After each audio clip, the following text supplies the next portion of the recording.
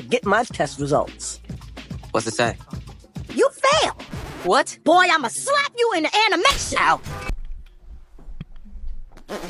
We are so back! Now, most of us KFC folk grew up watching Everybody Hates Chris as our go-to black sitcom. And let me tell you, regardless of what race you are, if you didn't grow up watching Everybody Hates Chris, then you were missing out on peak. Some of the younger folks may have caught the show through reruns, but either way, in my opinion, this show has always been a major staple in Chris Rock's career, as well as an overall legendary black family sitcom. But the show ended its run after 3 seasons, on a cliffhanger to make it worse. The ending parodies The Sopranos to make it so we never get to see the outcome of Chris's GED test. But this animated reboot fixes all of that so perfectly that it has to be glazed beyond proportion. Because as you saw at the beginning of the video, Everybody Still Hates Chris picks up right back off and after over 10 years finally reveals the outcome, and Chris failed. Which is something I feel like most of us should have seen coming, but I honestly don't think the fanbase did expect that to end up being canon. And you can even find people discussing it online at the time and concluding that Chris must have passed his GED because of Chris Rock's real life events. But they were incorrect. And I think this perfectly brings back the franchise and the energy that it needs in order to successfully pull back in its previous fan base. Because after seeing how the writers cook, I am already hooked on this reboot. And I haven't even gotten a chance to mention it yet, but there are several cast members back from the original series, with the 2 main most noticeable ones being Chris's parents, Julius and Rochelle. I am definitely grateful to have them back, as well as Greg and a few other original cast members, solely because I don't feel as though the show could accurately be done without their presence, even in an animated setting. And I know that everyone else have gotten too old to reprise their roles, but damn man, I hope we get to see Tyler James Williams return to the show in some way, shape, or form. Despite that, Tim Johnson Jr. does an amazing job as young Chris, and I've actually been a fan of him and his music for a long time, so I'm proud to see him with such a great role. It's currently airing on Comedy Central and is definitely in alignment with that, but I still have no idea with what I would compare it to outside of something along the lines of Inside Job or Rick and Morty. But with that being said, I think it's really nice and definitely fluid in a way that the jokes from the original franchise still end up working in a beautiful way. Now, the full episode is currently out on YouTube if you don't want any further spoilers. But from this point, we see Chris have to return to school along with Drew in order for him to repeat the 10th grade and get absolutely iconic examples of covert racism from our favorite principal, Miss Morello. And regardless of what people have said about this character, her satire is something that is honestly the heart of the show. I honestly want to say I really love how, despite the fact that almost this entire episode is animated, almost all of it felt like a live action part of the series when Chris pretends to join a gang in order to stop getting bullied by his classmates. Because even though it's joking, it does really go to show you the reality that some white folks are okay with you receiving lashes, but will cry the victim once they think you can dish them out. Even down to the fact during the episode when Chris throws up a gang sign, that's really just him saying butterfly in sign language. The idea is that anything is scary to racist white people when someone brown is doing it. And that's one of the reasons I've always felt like this is a really important show, because it's genuinely funny while also being a true commentary on the black experience, especially for someone growing up in the 1980s. And the hilarious subplot of this episode revolves around the running gag that Rochelle cannot hold a job. The whole "I don't need this, my man has 2 jobs" thing was one of the funniest parts of the story. Instead of working, Rochelle continuously decides to just go on break or fall asleep while on the job until Julius gets upset, and she gaslights him into thinking she wasn't actually sleeping, just marketing. Another part that's really masterful about the show is how it goes out of its way to remind you that regardless of the situation, immature women cannot hold themselves accountable for their actions. But despite whatever shortcomings, Rochelle is still a really great mom, and she goes to show it when they all rally around Chris during the end of this episode, when we find out that Chris actually didn't fail his GED. It's just that instead of a number 2 pencil, he used one of his dad's knockoff number 3 pencils, and the answers on his test couldn't be properly read. So instead of ending up in a bad situation and being permanently expelled due to pretending to be a gang member, Chris ends up getting back into school and promoted to the 11th grade, which feels like it was definitely a masterful arc to achieve in 20 minutes and was definitely something we would have seen happen in the original show. The writers definitely are working in a way that is so seamless and natural that it really has me praying that this show gets multiple seasons, hopefully even more than its live action counterpart. Now, we did see Chris's best friend Greg in this episode as well, with some freaky ass humor, and even though that was wild, it was definitely good to see him back. I don't know if he'll be a main character at some point again, but the plot and how they set it up for the rest of the season really seems fire. And overall, this is just a time where I really couldn't point to any black adult animation series out right now. We haven't had a Cleveland show type sitcom in like over a decade, it seems like. So this could definitely be what is necessary to fill that void, and I definitely feel like this is worth watching if you are a fan of the original show. Now, it is airing every single Wednesday at 10 p.m. Eastern time on Comedy Central and a bunch of other random ass streaming apps, Comcast, but I don't know if it's on anything like Max or Hulu yet. So we definitely need to see this thing come to streaming platforms. If we can make enough noise for it as a population and let them know we're fiending for more Everybody Hates Chris, then they'll definitely keep making episodes. And I honestly feel like television media right now needs that. Every other adult animation on the market I can think of right now is either grimdark or just relies on grossness and shock animation to carry it instead of narrative. If we can just get some good old simple cartoon family sitcom shenanigans, maybe we can be at peace in the world for a minute. But I'm definitely a fan of Everybody Still Hates Chris, and I definitely think that you should be too. If you want me to review each episode as they release, then you can let me know by leaving a like and subscribing to the channel with notifications on if you're new here, so you get notified the next time I upload. My next video is also already out if you have a channel membership, which you can purchase for as little as $3 in the link in my bio. Thank you for watching. I love and appreciate you all. Sun God signing off.